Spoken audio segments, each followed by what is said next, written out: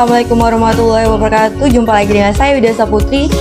Di sini saya akan membahas tentang topik ketiga, yaitu sistem ekonomi dunia dan bisnis. Ilmu ekonomi konvensional yang berkembang saat ini menjelaskan upaya manusia untuk mengolah sumber daya alam dan manusia dengan sebaik-baiknya. Perkembangan dunia bisnis sangat dipengaruhi oleh cara masyarakat dalam mengalokasikan sumber dayanya yang terbatas untuk kepentingan tertentu.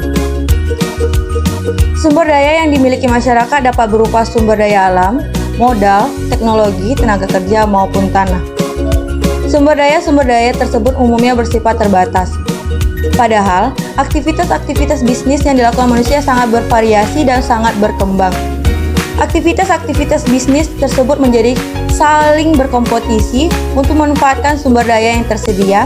Aktivitas yang satu meniadakan yang lain atau bersifat mutually eksklusif. Hampir tidak ada argumen yang dapat membantah pentingnya ilmu ekonomi sebagai alat yang menentukan kehidupan manusia yang memenuhi prioritas kebutuhannya. Cara pemilihan prioritas dan pemberian sumber daya dipengaruhi oleh falsafah ekonomi yang dianut oleh masyarakat yang bersangkutan. Di pihak lain, cara pemilihan prioritas dan pengalokasian sumber daya di negara komunis sangat dikendalikan dan ditentukan oleh pemerintah. Semua keputusan tentang produksi, konsumsi, distribusi, dan kepemilikan pribadi diambil pemerintah sehingga mekanisme pasar yang berdasarkan pemerintahan dan penawaran tidak berlaku lagi. Ketidakseimbangan kekuatan antar efisien pasar tenaga kerja dan modal mengakibatkan konflik dan dampak sosial yang sangat besar. Adanya perbedaan antara sifat sumber daya yang tersedia di masyarakat dan sifat aktivitas bisnis yang mungkin dilakukan mengharuskan kalangan bisnis untuk memilih prioritas-prioritasnya. Aktivitas yang menjadi prioritas utama tentu saja aktivitas yang dapat mendatangkan keuntungan yang paling optimal. Pemilihan prioritas bisnis pada saat ini juga tergantung pada kecermatan para usahawan dalam memanfaatkan peluang. Aktivitas yang memiliki peluanglah yang akan memperoleh sumber daya yang dibutuhkan. Untuk itu, bisnis membutuhkan pengusahaan ilmu dasar ekonomi yang menyeluruh dan relevan dengan pemilihan aktivitas dan faktor-faktor produksi yang paling optimal. Pada dasarnya, studi ekonomi dapat dibedakan menjadi dua, yaitu ekonomi makro dan ekonomi mikro. Ekonomi makro mempelajari perekonomian atau perilaku ekonomi secara keseluruhan atau nasional. Dalam ekonomi makro, kita akan mempelajari hal-hal seperti tingkat output nasional, ketenaga kerjaan, harga-harga, perdagangan luar negeri, inflasi, jumlah uang yang beredar, dan menganalisis alasan-alasan dan penyebab suatu bangsa lebih maju dibandingkan yang lain. Bisnis merupakan kegiatan ekonomi mikroekonomi, namun dengan keadaan tertentu. Bisnis sangat terkait dengan keadaan makroekonomi. Ekonomi mikro mempelajari dan menelaah aspek-aspek yang terkait dengan keputusan yang paling memungkinkan dan menguntungkan bisnis pasar. Dalam ekonomi mikro kita akan melihat perilaku individu-individu atau organisasi, harga-harga, dan pasar sebagai bagian dari ekonomi. Ekonomi mikro mempelajari hal-hal seperti pembentukan harga, misalnya bagaimana penentuan harga tanah, tenaga kerja, modal, sekaligus menganalisis kekuatan kelemahan mekanisme pasar. Dalam ekonomi mikro, kita melihat ekonomi melalui mikroskop. Sebaliknya, dalam ekonomi makro, kita melihat ekonomi dengan lensa yang sangat besar. Sebagai contoh dalam satuan industri tekstil, ekonomi mikro mempelajari tentang pengaruh subsidi impor terhadap tenaga tekstil di pasar. Sedangkan ekonomi makro mempelajari tentang subsidi impor tentang anggaran pemerintah secara keseluruhan. Sistem ekonomi dunia. Sistem ekonomi adalah cara yang digunakan oleh masyarakat dalam mengalokasikan sumber daya untuk memenuhi kebutuhan barang dan jasa. Sistem ekonomi yang dianut masyarakat akan menentukan jenis dan jumlah barang dan jasa yang diproduksi, siapa yang memproduksi, siapa yang menggunakan. Dalam teori ekonomi, kita mengenal beberapa sistem ekonomi, yaitu kapitalisme, sosialisme, dan komunisme. Perbandingan antara sistem ekonomi yang dianut beberapa negara dapat dilihat di gambar di sebelah. Bentuk-bentuk pasar konsumen. Dalam sistem kapitalis, persaingan usaha bersifat sangat ketat. Namun demikian, dalam kenyataan ada berbagai faktor yang tidak memungkinkan terciptanya persaingan sempurna. Faktor tersebut adalah antara lain dibutuhkan modal yang besar untuk mendirikan usaha. Misalnya pabrik mobil.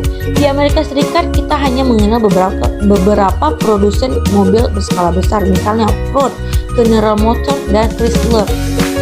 Dalam situasi seperti pasar mobil ini, kita kenal sebagai oligopoli. Di samping itu, ada juga bentuk-bentuk pasar konsumen lain yang berkaitan dengan skala usaha bisnis. Persaingan sempurna. Persaingan sempurna terjadi jika produsen banyak memproduksi yang sejenis dan konsumennya juga banyak. Dalam pasar seperti ini, harga ditentukan oleh kekuatan penawaran dan permintaan.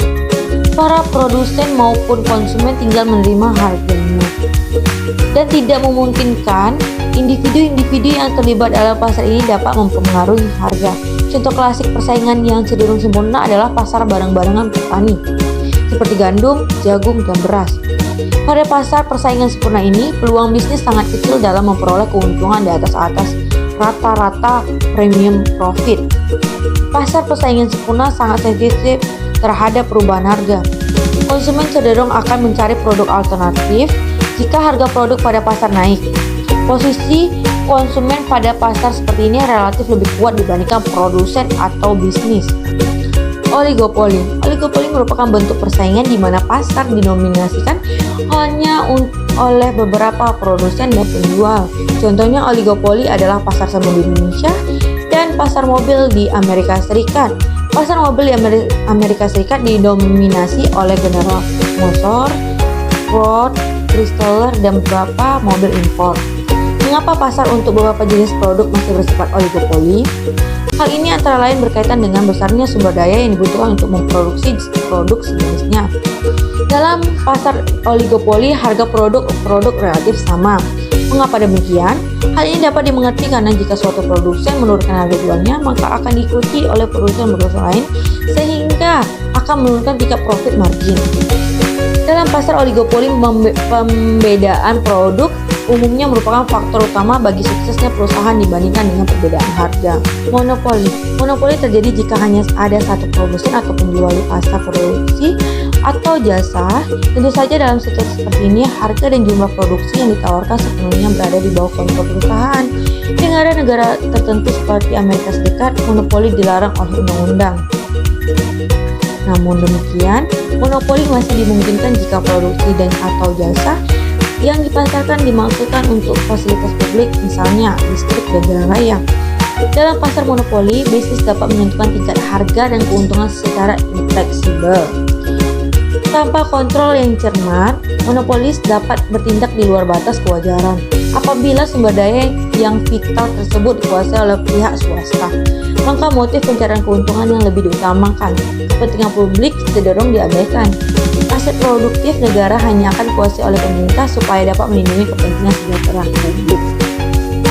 Dalam pasar persaingan sempurna, produksi yang dihasilkan hampir sama sehingga konsumen kesulitan membedakannya. Sedangkan di pasar monopolistik, konsumen dengan mudah membedakan hasil produksi perusahaan yang satu dengan yang lain. Perbedaan produksi tiap perusahaan ini yang menjadikan dasar perusahaan monopolis. Oke, sekian